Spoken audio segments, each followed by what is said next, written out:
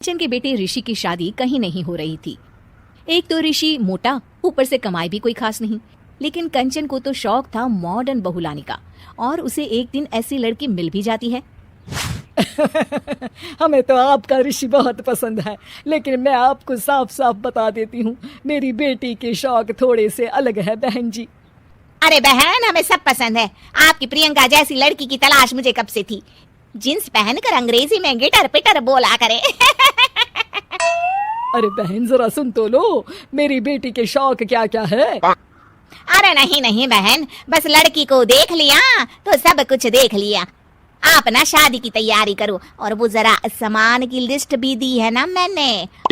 हाँ बहन जी, सारा सामान शादी से एक दिन पहले ही आपके दरवाजे आ जाएगा। मजा आ गया, मजा आ गया। अब तो बस आप शादी की तैयारी करो। प्रियंका के माता पिता के जाने के बाद कंचन का पति उससे कहता है, अरे भाग्यवान, तुम तो कुछ ज्यादा ही जल्दी दिखा रही थी शादी की। अरे बोलने तो देती, लड़की की माँ क्या बोलना चाह रही थी। अरे आप चुप रहिए जी, कुछ पता भी है आपको, बस मुफ्त में बोले जा रहे हैं। मेरी दोस्त शशि की बहू देखी, लंबी पतली और पढ़ी लिखी, हजारों में कमाई और संस्कारी भी। अरे पर जब वो मेरी बहू देखेगी तो जल भुन जाएगी।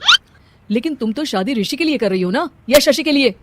तुम्हारा लड़का कुछ कमाता भी नहीं है, और शरीर भी भगवान की दुआ से फूलता ही जा रहा है। फिर बोले आप हैं? फिर बोले आप? मैंने कहा ना, प्रियंका जैसी जींस पहनकर अंग्रेजी झाड़ने वाली बहू किस्मत वालों को ही मिलती है। चुप रहिए आप। पति के लाख कहने पर भी कंचन ऋषि की शादी प्रियंका से करवा देती है। लेकिन प्रियंका जैसे ही घर में आती है, वैसे ही जोर जोर से चिल्लाकर नाचने लगती है। आज मेरे यार की शादी है, आज मेरे यार की शादी है। अरे नाचो ना नाचो। आज मेरे यार की शादी है। कंचन, उसका पति और ऋषि ये देखकर हैरान रह जाते हैं। लग रहा है बहू को शादी की बड़ी खुशी है। हाँ हाँ, बहू क्यों नहीं, हम भी नाचेंगे। अरे नाचो नाचो जी, मुंह क्या देख रहे हो, चलो चलो नाचो, बहू कह रही है। कंचन ये कहकर प्रियंका के साथ नाचने लगती है। ऋषि और उसके पिता वहाँ से चले जाते हैं। अगले दिन कंचन अपनी सहेलियों को प्रियंका से मिलवाने के लिए घर बुलाती है, जहाँ शशि भी आती है। अरे शशि, कैसी हो? मैं ना तुम्हें प्रियंका से मिलवाती हूँ। अरे सच में बहुत ही एडवांस सोच की लड़की है, कितने मॉडर्न ख्यालात है उसके, पता है तुम्हें? अरे हाँ कंचन, जरूर, बच्चों की शादी अच्छी ही होनी चाहिए। और वैसे भी तुझे तो शुरू से ही ऊंचे ख्याल की बहू चाहिए थी। तभी कंचन की सहेली कहती है, अरे कंचन बुलाओ ना प्रियंका को, हम भी मिल ले। अरे बहू प्रियंका, जरा बाहर तो आना। कई बार आवाज देने के बाद भी प्रियंका बाहर नहीं आती है, तो कंचन को बुरा लग जाता है। वो उसे लेकर बाहर आती है। लेकिन ये क्या, प्रियंका लड़खड़ाती हुई बाहर आती है और उसके हाथ में शराब की बोतल होती है। हालांकि शराब पीना स्वास्थ्य के लिए हानिकारक होता है, और ये हमारी किडनी के लिए बहुत ही खतरनाक है। लेकिन कंचन की बहू प्रियंका पूरे नशे में होती है। अरे इतने सारे लोग। ये कहकर वो शशि के पास जाती है। आंटी जी, पत्ते खेलेंगी, पत्ते। अरे दूर हो, दूर हो, तुम्हारे मुंह से तो शराब की बदबू आ रही है।